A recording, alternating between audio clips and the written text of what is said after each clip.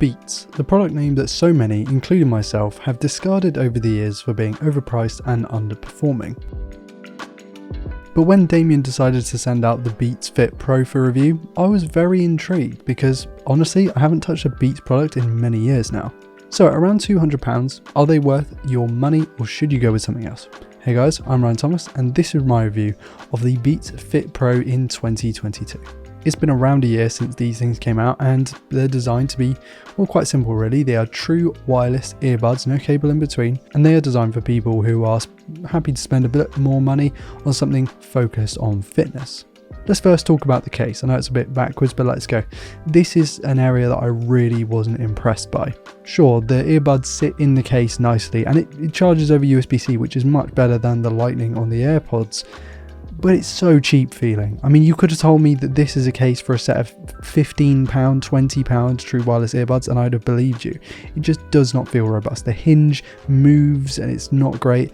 The hinge on the AirPods Pro case is so much better, it's ridiculous, and that makes the difference. The Beats Fit Pro case is just not a nice one and something that I just cannot condone. The earbuds themselves are way better built and they don't feel like they're going to fall apart and they feel really solid in the hand and in the ear. They each have a button on the side for play, pause and skip track.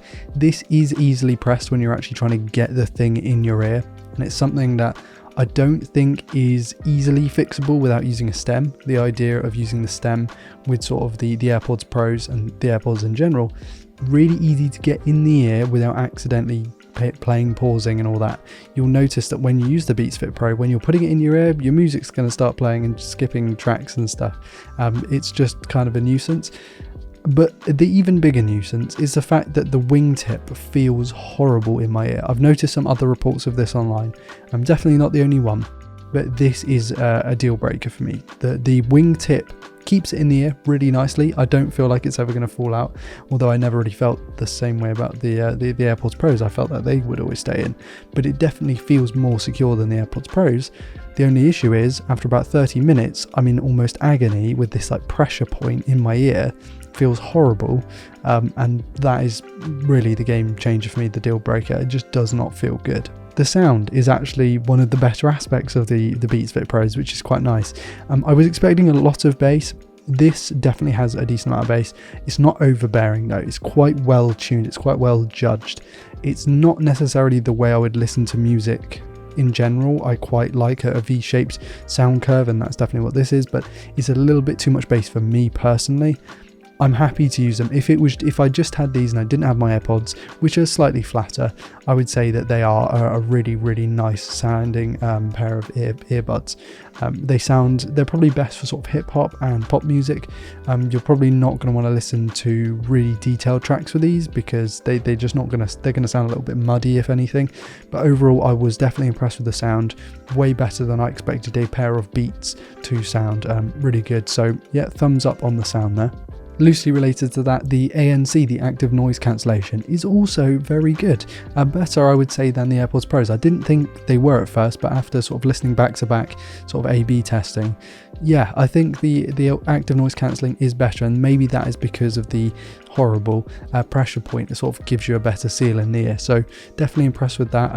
As I've said a couple of times on this channel, it is game changing for me as someone who experiences sensory overload to have active noise cancelling. Of course, there are other earbuds that do this. It's not particularly down to Beats, but it is massive. So great job to Apple for creating a really good system, and something that I think, yeah, works better with the Beats even compared to the already good AirPods Pros. Connectivity wise, I did not experience a single dropout or any kind of issues connected to my iPhone 12 Pro. iPhone 12 Pro, that would be nice, wouldn't it? iPhone 12 mini, didn't have an issue whatsoever. These are compatible with Android as well. I did connect one to the OnePlus 8T, review coming soon. Sounded perfectly fine, not a problem. There was never any issues with that. It was a little bit quicker and more seamless to connect it to the iOS device, but I'm not sure if that's because it's an Apple product or because of iOS being iOS. But yeah, definitely compatible with both systems. There is a little bit of a delay, it's slight, so if you're gaming competitively you're going to want something with a cable probably. It is just what happens with Bluetooth earbuds, it does tend to drift a little bit and you get a delay after using it for sort of more than 20 or 30 minutes. It's, you know, I tend to only just listen to music on my smartphone, I don't tend to play competitive games, so it wasn't an issue for me, but it is noticeable if you're into that. And if I have to give my verdict overall, I would say that these sound good, they are sweat resistant, they feel well made. The case is just a bit, it's not a deal breaker because it's just the case, but it just doesn't feel very good. It's quite chunky, takes up a lot of room, just not good in general. But the main thing for me, the reason I would not buy any is because of that wingtip issue. This may be sort of specific to people with certain shaped ears, although I found most other earbuds and IEMs to fit absolutely fine. The wingtip I've never really been a huge fan of because IEMs and in-ear and also earbuds sit in my ears and create a good enough seal that I don't need the wingtip.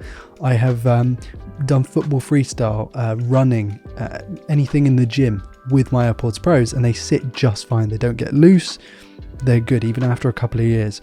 But with the wingtip, you know, sure, they feel a little bit more solid, but I just don't see the point because it's just painful. So yeah, you might have different experiences, and I would actually invite Beats Fit Pro users, let me know in the comments, do you have that wingtip issue?